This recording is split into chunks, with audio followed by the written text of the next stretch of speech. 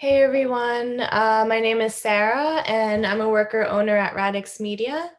Radix is a worker owned union printer and publisher based in Brooklyn, New York. We started out as a commercial print shop and broke into literary publishing in 2018 with Aftermath Explorations of Loss and Grief. Today I'm going to be chatting with Ganzeer, the author illustrator behind The Solar Grid, a serialized graphic novel that Radix is going to be releasing as a subscription in April. Um, Ganzeer successfully ran a Kickstarter campaign for a hardback edition of the Solar Grid, and we're going to be publishing a subscription that's more in the comic book realm, like it's a chapbook style, like more floppy. So we're going to be publishing that edition. Available as a subscription, similar to Features, a science fiction series, and people will also be able to buy the issues individually. Ganzeer operates seamlessly between art, design, and storytelling. He's created what he has coined concept pop. With over 40 exhibitions to his name, his work has been seen in a wide variety of art galleries, impromptu spaces, alleyways, and major museums around the world, such as the Brooklyn Museum in New York, the Palace of the Arts in Cairo, the Greek State Museum in Thessaloniki, and more. The Solar Grid is this really cool serialized graphic novel. It takes place in the future, like it takes place over like several different time periods that kind of like overlap with each other. And basically like this flood has like, there's a flood and it basically, threatens life on Earth. And someone invents this thing called the solar grid that like kind of just like, further endangers life on Earth. And so like it's just this journey to see like what happens. Like will anyone like stand up against like corporate evil, or will everyone just like let it happen? We'll see. Pretty good summary. Yeah. Funny thing is, like, as soon as you mentioned flood, it started raining like super hard. Oh wow. We summoned the rains. We did. Whenever it gets too dry over here, we just need you to get on the internet and say flood. I'll do that. I'll do that. So you successfully ran a Kickstarter campaign. Um, what made you want to publish like a different edition in addition to that hardback? So my impetus for doing it that way was a couple of things. One is that it, in my mind, the reason things like zines and zine culture ever emerged was because it would be like an affordable way to kind of produce your material independently and get it out there, right? And um, so, but that was birthed prior to the digital age and the internet and all that stuff.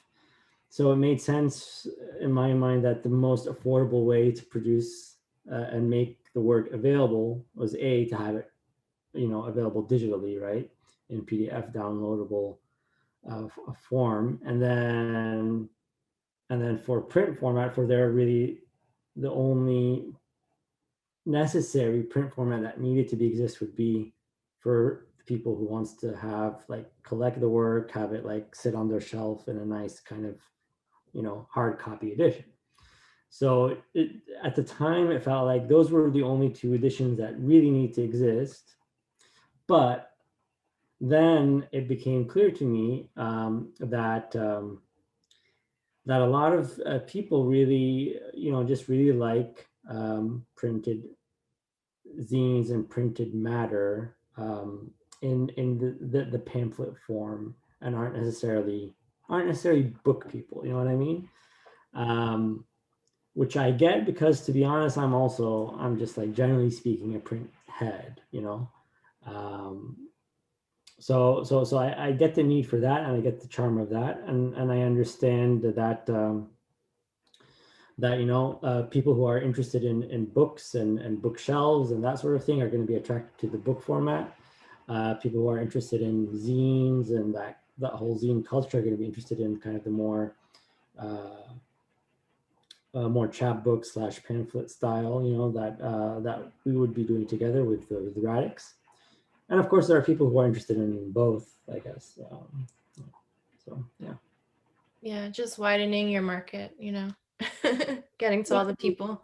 Just making it available for the different people who would enjoy these things. And in general, it is a weird comic. It is a weird graphic novel. I don't think it's quite like anything really, because its influences do come from, part of its influence is from like that commercial sci-fi realm. Another part is from really weird indie kind of more personal comics, and it in a way merges both together. And so it would be attractive to people who do go to like zine festivals and get zines and get like weird printed stuff. It would be attractive to them. So I mean, it just makes sense. Yeah, I feel like I'm really glad that you wanted to publish it as like, single issues, like printed single issues, because it's such a really cool story and all of the art is really cool. And I can see someone just, like, biking around and like going into the park and just like, spending a nice chunk of time and like really like getting into the story. Yeah, Um, yeah. yeah. So yeah, you mentioned that you're also like really into like printed matter and zines. Like how did you get into the world of like the book arts, I guess I would call it? Yeah, I'm not as entrenched as some people are in the book arts. Because I know people who are like so into it, like they're really into like all aspects of bookmaking, and they're really proficient at it. Everything from, you know, the the everything from what goes on the page to the choice of paper to the binding itself, all that stuff. Um, I suppose I came into like all forms of art and all forms of making, in a sense, a little backwards, because I got my start really as a commercial graphic designer. You Oh, know, cool. that was my start right out the gate, like even from when I was still in college. And so I was doing a lot of design work for like commercial clients, for commercial means, um, and and a lot of that work, quite a lot of it had a printing aspect to it. So a couple of years after I graduated from college, this was back in 2003-ish or something. Obviously, I'm giving my age away. Quite a long time ago. And so the design house I worked for was also a printer, like an offset well, they weren't really printing, they had a pre-press facility. They're doing a lot of the pre-press, and so I got involved in like my doing design work was tied to my learning and discovery of printing process and color separation and all that stuff. So I became very proficient at like, how do I prepare work for a professional printer, if I need like spot colors laid out, if I need, all that stuff, right? but not necessarily really good at making things myself. Like if you had given me a stack of paper and said, all right, make a book, I'd be like, I wouldn't know how. But like Okay. I know how to prepare it to give it to the people who'd be very good at it. So so basically, and so my transition from the kind of commercial work for hire stuff to doing art stuff was a long transition that took many years, and that involves like everything from making the book arts and doing zines. I just became interested in, like, rather than doing things for hire, just wanting to express myself. And I kind of voiced that through various means. Sometimes it would be through book art, sometimes it would be through just painting, sometimes it would be through street art, sometimes it would be through comics, posters, and so the mediums and the media and modes of expression has been quite like a very wide net, but it just emerged from that need to be like, I just want to step away from doing, work for hire, to like using these methods that I've learned to like talk about and address the things that I want to talk about instead. Yeah, that makes sense. That's cool though that you had that background. So like you knew how to, like, you had like a bit of a leg up in like figuring out how to like start making your own zines and like putting things together. Um, Um yeah, it yeah. helped. Yeah. But since we're like talking about like how you started to get into like making your own books and like art in general, you call your style like concept pop. Can you like describe that a little bit more?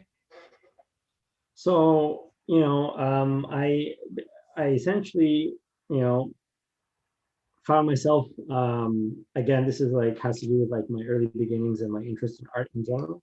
So I found myself interested aesthetically in urban art, pop art, and so on, but not necessarily conceptually, like I appreciated that, oh, like with urban artists, they would take these references and use this kind of style to mix them together. But then a lot of it to me was like not necessarily about anything in particular. It was really aesthetic. It was like, um, it felt like it lacked substance to a degree. Like, to what ends are you using these visuals towards and for? And then on the other hand, I would see a lot of conceptual art exhibitions that I was really interested in terms of the subject matter and the research behind it and what the artists were wanted to tackle, but then aesthetically, a lot of it was just like really stale and boring and not really interesting, so when I decided, all right, I'm going to like step away from commercial design and start doing my own art, I almost naturally was drawn to like wanting to merge these two worlds together, taking the like thinking first of a concept, what I want to do, what I want to talk about, what I want to address, maybe do a lot of research, and then in order to express it visually, borrow from this culture of both pop art and urban art, essentially, and as well as like just the design world. So that's where concept pop, sorry, comes from.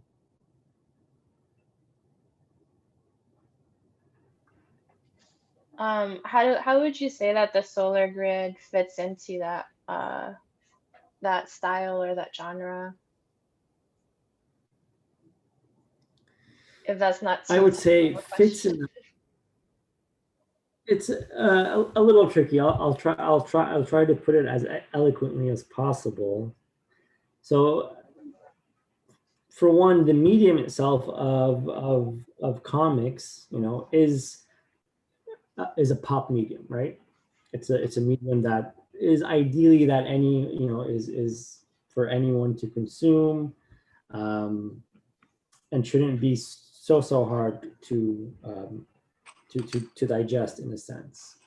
Um, the the I would argue that the subject matter within the solar grid itself is is not what you would typically find in commercial comics as they are typically known, you know, which tends to be a lot of it tends to fall into very specific genre trappings, you know. A crime story has to have A, B, and C, you know, someone who's wants to do one last job and then, you know, gets involved in this or that. And then there's a dame that's kind of dangerous, but like irresistible. You know, they're like tropes for crime. There are tropes for science fiction.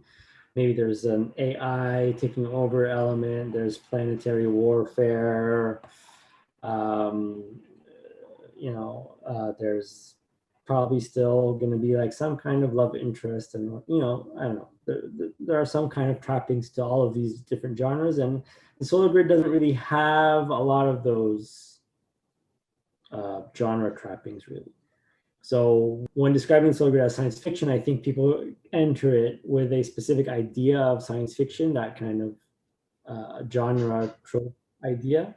But I would say it's probably more into the closer to the way we say Solaris is science fiction or something, you know, like weird, maybe like it's probably closer to like weird Russian science fiction or weird, maybe somewhat European, although still I would say, I would hope that it speaks to, uh, you know, the larger non-white population of the planet, more so than the science fiction we're used to. Not that it would alienate necessarily the typical kind of white audience of science fiction as we tend to consider them, but I think there are things about it that really speak to other cultures, that are, at the end of the day, are the vast majority of people on the planet. You know what I mean? So there is that. So basically, in essence, it's, I would say, so it's concept pop in the sense that it is pop in terms of medium, and the form it is delivered in, but it does tackle, it does possibly tackle issues, even if in a somewhat indirect sense, that maybe you might find in dry academic circles, and maybe tackled in dry academic ways and not very interesting ways, unfortunately. But this is a way to like address these issues through an exciting, an exciting action science fiction story, as much as I can do it anyway, you know. Yeah, I feel like, yeah, it's like a kind of like speculative fiction, or like I would even say like climate fiction, you know. Yeah, Um, yeah. And it does, you know, it is kind of, I know this is like sort of a buzzword these days, like genre bending, it is though. but it genuinely is, and not because I wanted to make a genre bending work, but it's just because I wanted to tell a story about the world we live in. And the world we live in is a genre bending world, you know, like we live in a world, like if you open the newspaper, you open the news, it's filled with a science fiction story about scientists uncovering some weird quantum physics black hole dark energy thing in space. And then you'll also find a story about like you know, a mugging or some body that was thrown down the river, you know, a few blocks away from your street or something. And you'll also find like some political intrigue, you know, things happening on a political level, right? So the world we live in reality is that complex. It is a genre bending world. It has all of the genres interweaved in our lives, and it makes sense that if you're going to tell a story, um, that is influenced by the world we live in, that it would be genre bending in that way and include all of these genres kind of weaved into it very seamlessly. Yeah, definitely. Yeah, and I feel like as you were talking about like all of these like different things that you would see like in the news, it reminded me of how like when you read the solar grid, it kind of feels like it's like an immersive experience. Like you're also like living through it because you have all of these like ads and like essays and things that like kind of like brings you into the world a little bit more, and that's really cool.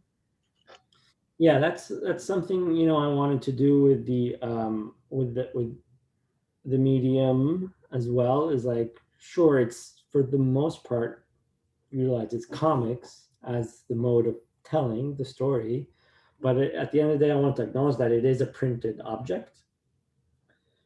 And so, as a printed object, why not draw from the the narrative possibilities of other printed matter, right? And so in print, we do come upon ads, we do come upon newspaper articles or clippings, we do come upon, you know, magazines, or maybe even interviews, so on and so forth, you know. And I wanted to just sort of bring a lot of the other aspects of printed matter into this printed object and acknowledge that, well, I'm using a printed way of telling a story, you know. So drawing from as much as what I understand of printed matter as much as possible, you know. Yeah, that makes sense. Um, you so like some of the things in the solar grid are like collaborations with other artists, and you also have, I think, like a sound component on the website. How did you how did those collaborations come about? Mm. So I,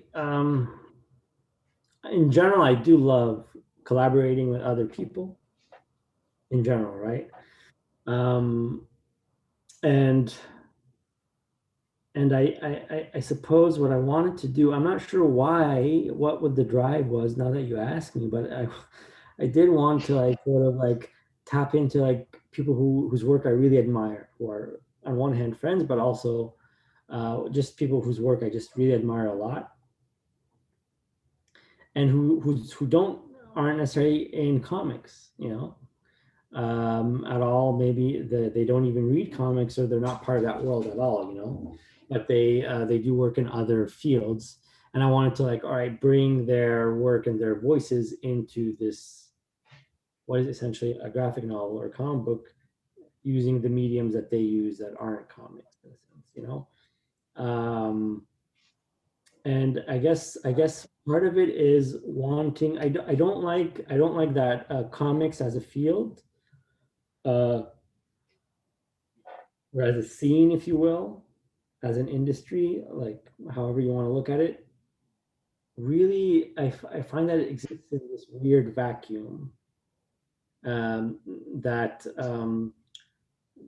although now, you know, some people want to may argue differently, that, well, you know, you go to Comic-Con and it's like, well, it's not a Comic-Con anymore, it's more of a pop culture con, and then you have all these movie whatever people in. But the way I see it, that's different from what I mean, because that's still kind of like, has to do with like the commercial interests of these industries. It's really about like, well, if a movie studio can tap into this kind of property and an adaptation of it for commercial means, which is different from a genuine cultural conversation, really, where I'm interested in like, well, um, you know, I don't see why people from comics uh,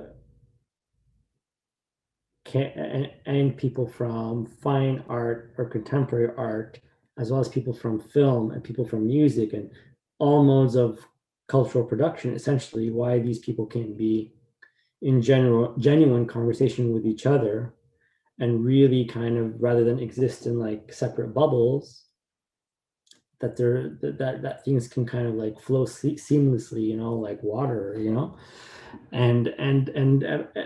Although the solar grid is like a very kind of indie, like, you know, small, not like a big impactful project, in my small, very intimate way, I wanted to like kind of like remove as much of these boundaries as possible by bringing people who work from these other fields into the conversation. And I do so not by giving them like a directive, like saying like, all right, can you do this for this chapter? It's really like, so there's this component at the end of the chapter that's not comics. What would you like to do for it based on what you know of the comic? And I would just give them what's available of the comic so far to get an idea of it. And then they would just come up with something. And by doing that, they would just add something to the world that I never conceived of in their own little, you know. That's really cool. I like that. Yeah, and I feel like yeah, collaboration is always fun and like a really good way to like, get to know people, I think. Like build new like relationships with people. Um, yeah. So what draws you to comics and visual storytelling in general? Oh boy, a lot of things. You know, I like comics. So many things about comics. So one, you know, the most obvious thing is like this kind of the sequential art aspect of comics, right? It's like a sequence of images, and as you read through these images, a narrative is formed in an almost kind of linear timeline-ish sort of way, right? But on the other hand, you know, if you have you know, say the first page of the solar grid, for example, right? So this as an image in and of itself tells says something even without the sequentiality of it, right? Just the idea that you have half the Earth is split, and then the other half is trash. Of the, you know, half the page is trash, half the page is planet Earth, and that gives you an idea of, you know, solar grid aside, the story aside, it presents it communicates the idea of Earth turning into a landfill of waste, of consumption, you know. And you get that right away even from just the page as a whole with these images. So comics, you could do that with comics as well, right? Just like it's not just the sequentiality of the images and the narrative, but just like these images together on a single page, what does that tell you as a page, as a single image almost, you know? And I really like that a lot. I also so in a way it's so rich, you know. You get so much from reading the entire narrative, and then you imagine like each and every one of those pages is its own, can be its own statement as well. It has that potential. The Even just like each panel on its own, even. Yeah, even if you go deeper to that level, right? So it's like really, it's such a rich medium if you are able to utilize it really well. Um, and then the part that it shares with other, like say the novel, for example, is that of course your reading speed is what dictates the speed of how it moves and how it's absorbed, right? Unlike say film, which is like once you hit play, it plays at the speed that has been decided for you, right? So I like that degree of reader involvement in it as a medium as well. I do like also the fact that, you know, say, um, and this is in my opinion, this is specific to comics more so than novels, and definitely not like film or television, is that you can very easily, if there is something, a, a tiny piece of dialogue, say at the very end right here, like whatever, two 300 pages in, that reference something that you might have read early on and maybe you didn't really notice, or a visual that existed early on. It's really not hard to be like, all right, I'm going to flip back here and then look at it, you know. and then go Yeah. back and forth, right? So you could like go back and forth in a graphic novel far more easily, way more easily than you can say in a novel, right? Because in a novel, it's like so much text. You have no idea, you don't really have a very clear idea of that, what you read where. You know what I mean? It's very hard Yeah. to go back and forth in a novel. And definitely I on try, it doesn't work. all. And then even with film and television, even though you can pause a movie or something and go back and rewind to that bit or something, you don't really want to do that, right? You just want to like watch the whole thing through, and then if you have that kind of element at the end, maybe you're gonna want to watch the whole movie a second time with that knowledge in mind, or third time, again from beginning to end, as opposed to like rewind and then forward and then rewind, right? So, but with comics, you can really do that, and so the reading experience is like, even if the narrative itself is linear, your reading experience itself of it doesn't have to be linear, right? And again, that's something specific to comics. So there's a lot of awesome things about comics. Yeah. I'm sure you could go on and on about it. Yeah, But I those are mean, if like I solid ones. yeah, I mean, even if I get into the depth of like how I for example, really also like that comics are a mix of representation and impression, in a sense, if that makes sense. So what I mean by Uh, that is, you know, you could this is a clear representation of people, right? So this is very representative art.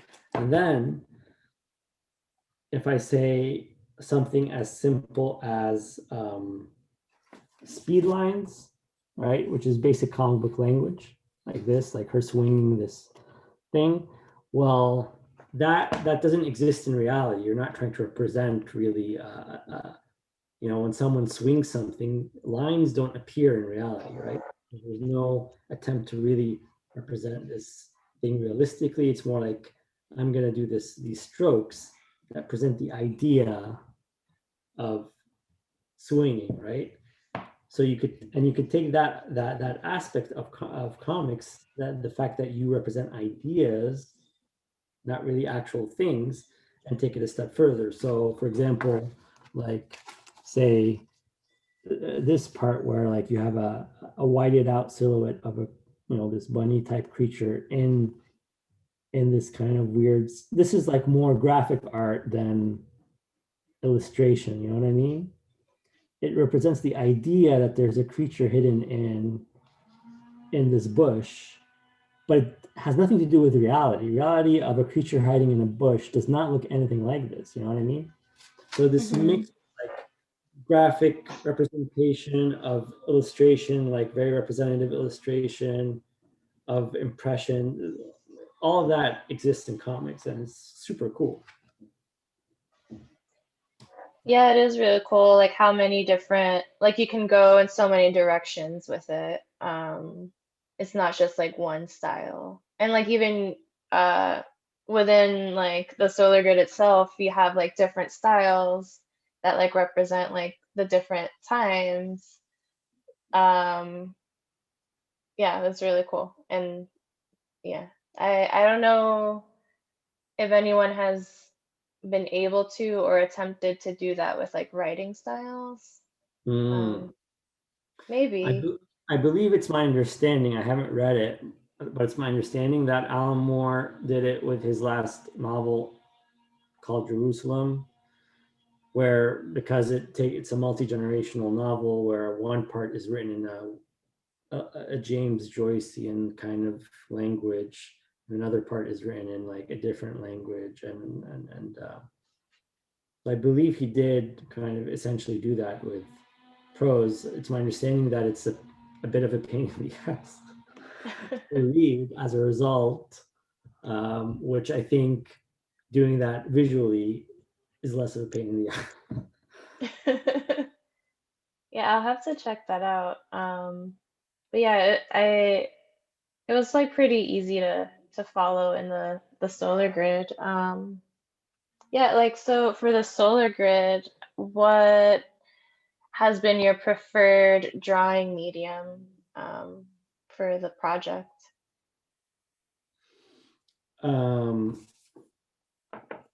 you know, um, I really get a kick out of, and this is like goes to show you the my problem, my both curse and blessing in life possibly, is that I am really attracted to like trying new stuff out and experimenting a lot. So with each of these scenes that take place in a different time or place in the world of the solar grid, and needing to figure out what the visual solution for it is, I'm always excited by that, like finding the visual solution and then like actually trying it out, you know. So I during this phase, I was really, I mean, not this phase, there's still more scenes that take place in this part of the solar grid. So with this style, I'm just really into the kind of stark black and white of it, and just like really focusing on the balance between really dark fields and then white negative space, and then in between like these fields that have like lots of details and like kind of noodling in them. For another phase, for example, say, oh yeah, the pages that look like this. Um,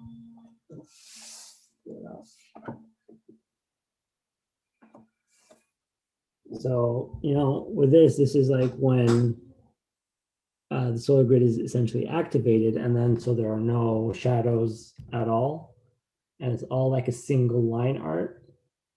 So again, it's sort of like with these, you have to be careful because the idea is to draw, essentially put in the lines and details for everything, but you have to be also aware of where to have like white space, because if you fill it up with just like lines, then it'll end up becoming like a mess that the eye can't like decipher and see. So I enjoy that part of this one.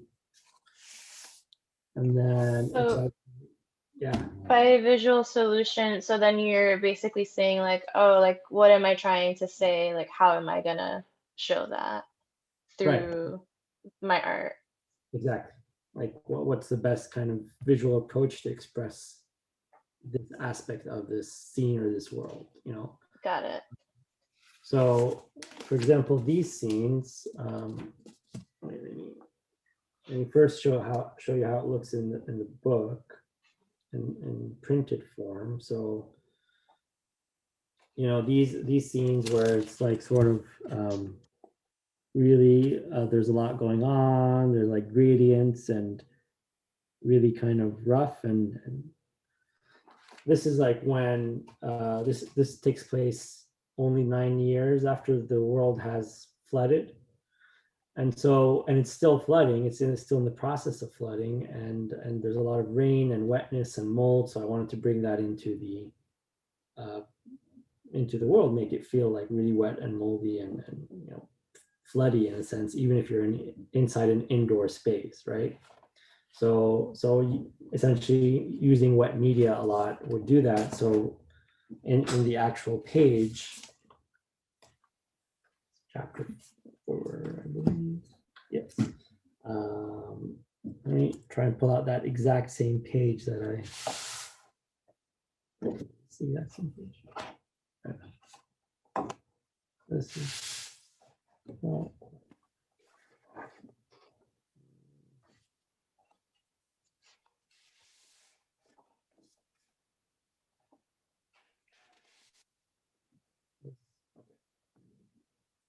This is different.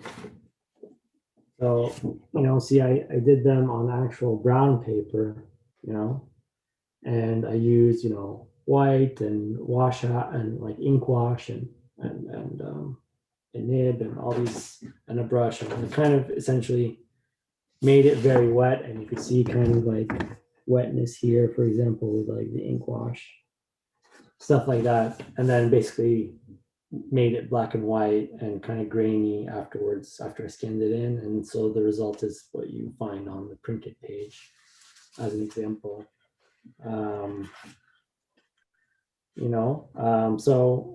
Yeah, just different visual solutions for different scenes, for these other scenes that take place on Mars in later chapters, where there's like an augmented reality kind of interface within on Mars, so that essentially helps people cope with life on Mars, because otherwise it would just kind of be like they all live in like a stale enclosed warehouse that protects them from the environment, and to make it interesting, you have that augmented reality, and to reflect that in visually in on the page. So I introduced kind of like a lot of color, and then it looks like, oh, this is a weird, weird world, and you can't tell what is augmented, what is real, and what is like not, right? What is that? And that's in stark contrast to all the black and white scenes that come before, and so on. So It's really cool that you were able to make like so many different like styles and mediums all look like they're part of like one cohesive project. Um, I'm sure that wasn't very easy to do. yeah, thanks. I mean, I guess it helps that it's all done by one person, so it has to, like, I feel like it's sort of I guess that's the cohesive element in a way, but I do think like having the different styles helps the reader also.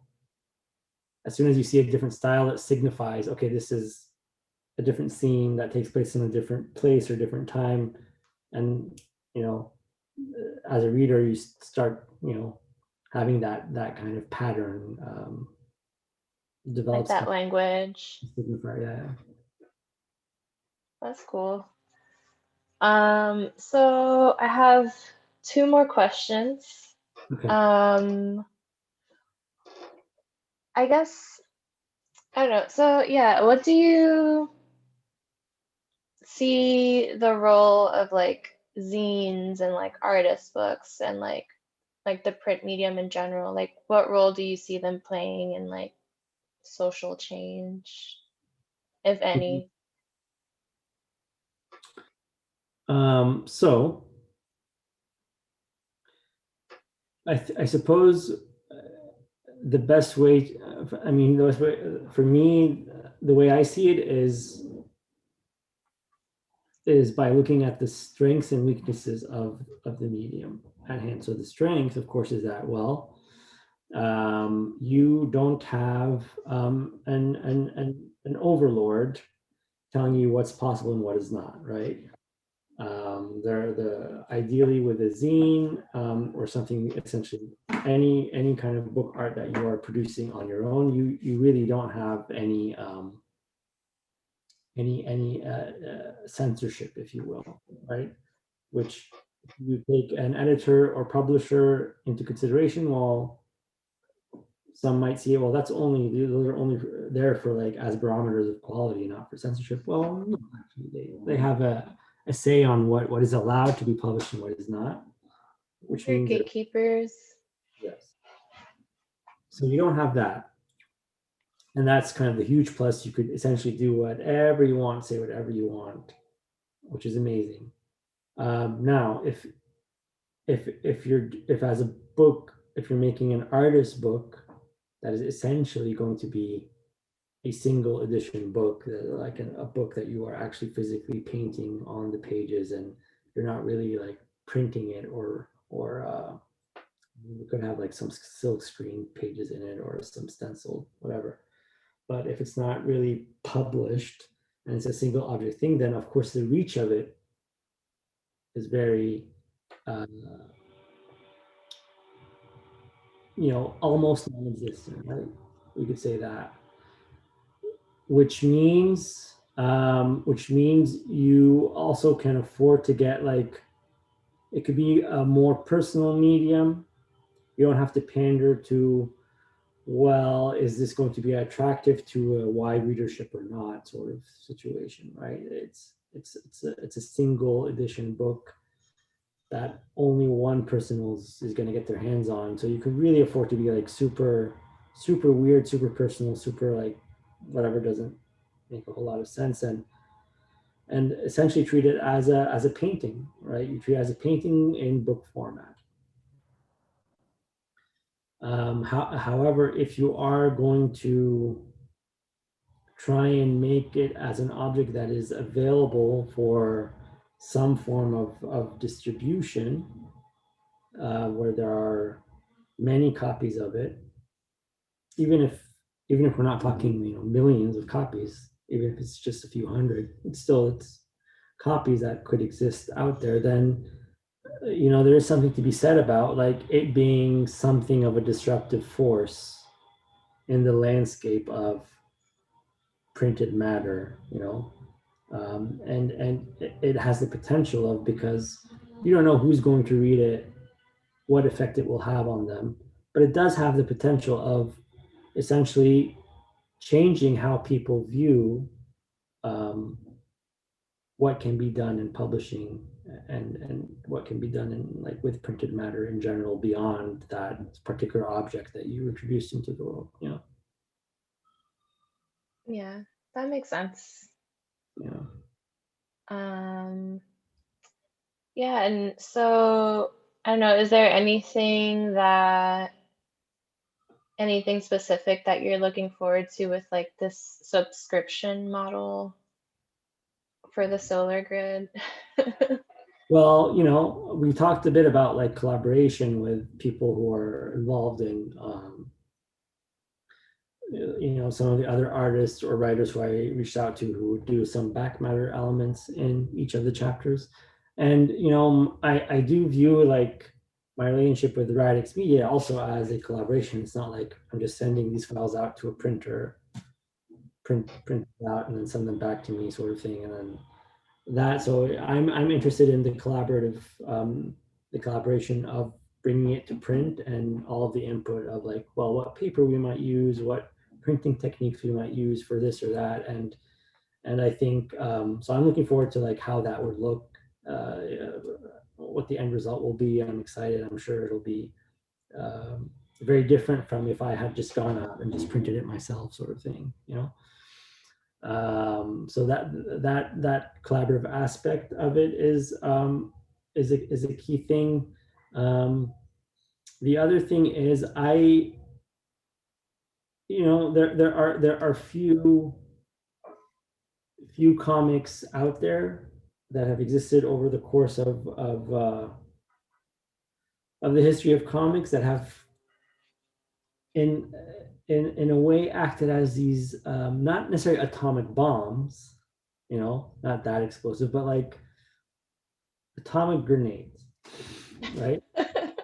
These weird things that were just thrown into the culture and existed, and they're just like uh, quite disruptive and quite weird, and they end up having this like incredible ripple effect on not just comics necessarily, but on culture in general. In my mind, like on both. Sometimes it's everlasting, and in some cases everlasting. In most cases, it's actually not. Unfortunately, like every time one of these things happens, things tend to regress to like, all right, let's just do the commercial, easily kind of not so good stuff, and just let's produce that stuff, because at the end of the day, the industry is controlled by these big corporations.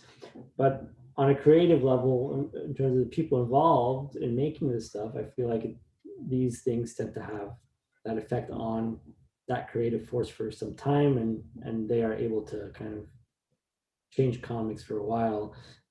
Strange Days, for example, by Brendan McCarthy and Peter Milligan, was one of those things in the early, was it in the early 90s, something like that, or was it in the 80s? But anyway, I have those. They're incredible. you know, and they're still to this day, you pick them up and they're still very weird compared to a lot of the other comics out there, you know, that are produced today still. But it did have that effect. A lot of the people who I grew to admire later tend to cite Strange Days as an influence, you know, or like things like V for Vendetta, you know, or Warrior Magazine in general when it was coming out for some time. Um, so I I would hope. I mean, I'm not doing the solar grid specifically, so it has that like pomegranate effect. I'm just doing it because it's sort of what came to me, and that makes sense, and it's what I'm doing. But I'm not going to deny that a part of me hopes that it does have that kind of effect because it's just such a weird and different type of comic work or graphic novel, whatever you prefer. Yeah, I hope so too. It really is like a really like weird comic, but it's also just like really good storytelling, and I don't know, I feel like there's no way that like people aren't gonna like be receptive to it. Yeah, So yeah, I'm and excited to see. most importantly, I think it's I view it as necessary work. You know, as it's important for it in a sense to exist to get made. You know, it it's really hard for me to like um, just do something if it doesn't come with that burning urge, you know, to be like, okay, this is something that really needs. There's a vacuum that needs to be filled, and this is something that needs to be said or done in a way. You know what I mean? So I hope that aspect of it makes it, you know, whoever picks it up and reads it is receptive to it in a sense. You know. Yeah, yeah, I hope so too. It's yeah, I hope people are inspired to you know, save the earth. One would hope, right? I mean, it's the only place we've got. Yeah. Yeah. Maybe Mars. Can you imagine?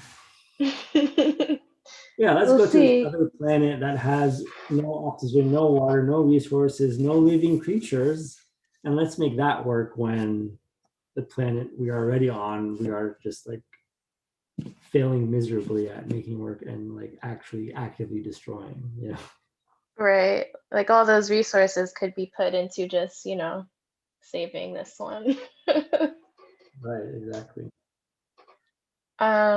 Yeah, is there anything else you want people to know about the solar grid?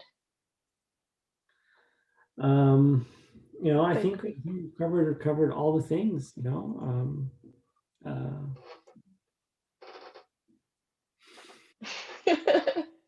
Well, I'm glad. Thank you for your time. And thank you everyone for tuning in. We're going to be taking more subscriptions for the solar grid soon. In the meantime, you should sign up for our newsletter. Well, you can sign up for the Radix Media and Ganzeer's newsletters. And we'll let you know when it's available. And I'll put the link in the video description. Yeah, take care and stay safe. all right, great talking to you, Sarah. Bye.